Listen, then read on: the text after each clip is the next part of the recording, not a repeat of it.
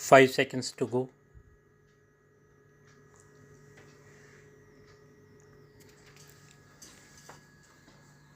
Start.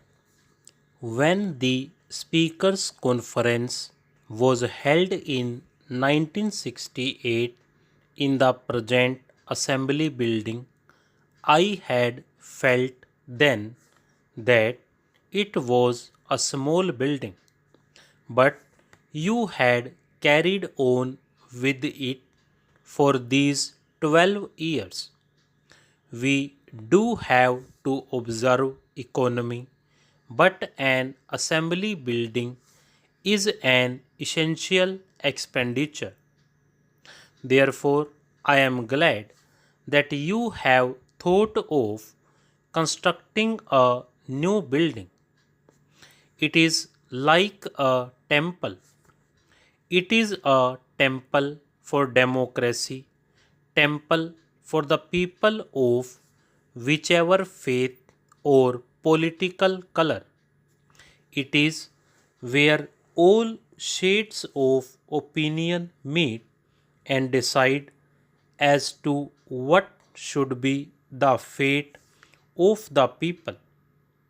Democracy has different colors. We do not know some of them, but we are following the parliamentary type of democracy which is growing strong in the Commonwealth countries.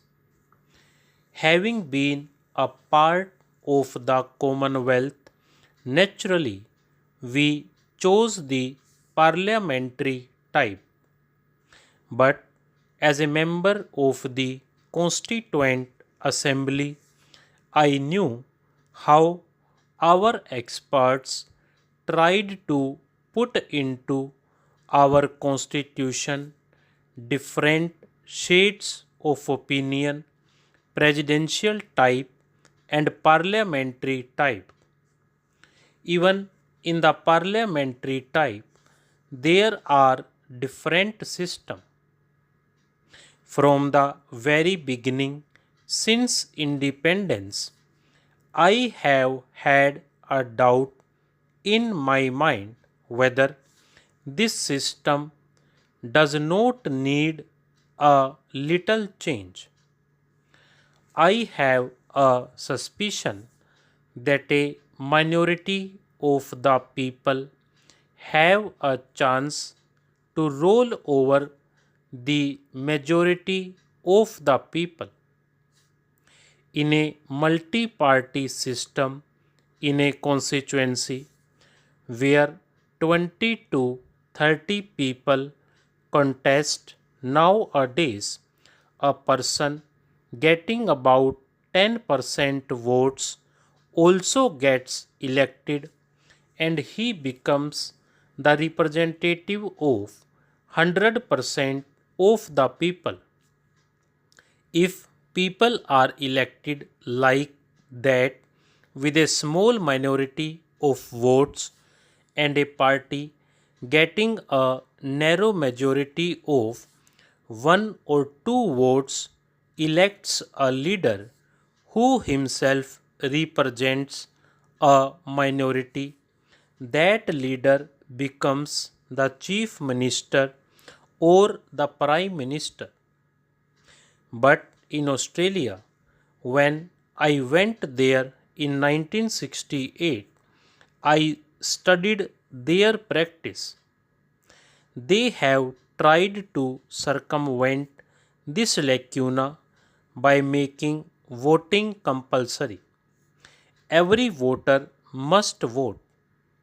If he does not, he has to produce a medical certificate that he is seriously ill or else he is taken to task a fine or something.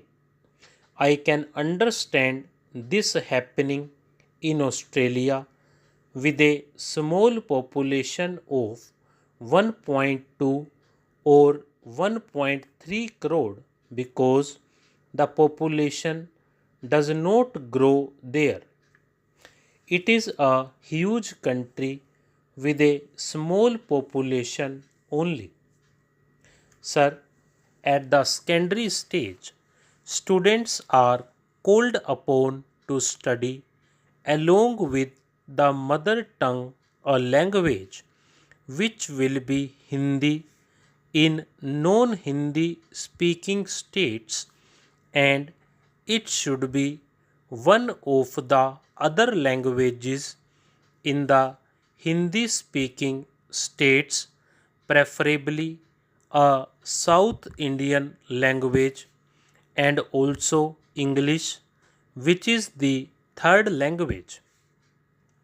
Tamil Nadu has come for an adverse comment in this matter. I would like to know whether any other state is honestly implementing this policy of three language system. You find that education is mostly being imparted in the mother tongue and some place is given to English. So, in actual practice, it is being taught very indifferently. If you look into the matter, you will find that English is not being taught with proper standards. So, the three language formula is a thing which everybody talks about and which nobody agrees to implement. For instance, there were questions earlier also as to what the Uttar Pradesh is doing, whether they are teaching any other Indian language, preferably by South Indian language. The reply came that they are not doing anything of the sort. It is true that Tamil Nadu declared that it would only follow the two language formula. The new chief minister also said that while that is so, other states are not saying anything on this matter and they are just keeping quiet. This is how it is actually being implemented in practice. Actually, what is being done is that the mother tongue is given full recognition and then comes English. So, in actual practice, de facto mother tongue is the first language that is being taught, and then English is the second language, not Hindi or any other Indian language is the second language, though you talk much about it. This is the thing which has to be taken into account. But if you are going to follow the three language formula, please see whether it is being carried out anywhere by any state and then try to evolve a realistic policy. I do not find fault with UP or Bihar government because they do not teach one of the South Indian language to their children. Why should they burden their boys and girls with a South Indian language with which they very rarely come into contact? There is no motivation. You may say there is motivation in non Hindi speaking states to learn Hindi, as Hindi has been adopted as our national language and link language, etc.